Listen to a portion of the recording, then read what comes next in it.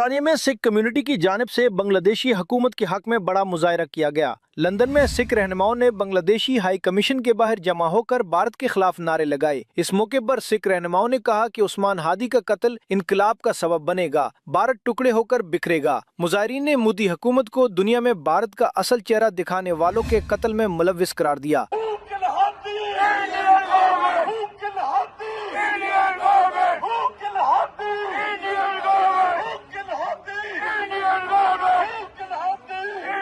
بنگلہ دیشی سفارت خانے کے سامنے بھارتی مظاہرین اور خالصتان کے حامیوں کی جھڑپ بھی ہوئی۔ سکھ افراد خالصتان کے پرچم اٹھائے بنگلہ دیش کی حمایت کرنے پہنچ گئے۔ اس موقع پر برطانوی پولیس نے فوری مداخلت کرتے ہوئے دونوں گروپوں کو الگ کر دیا۔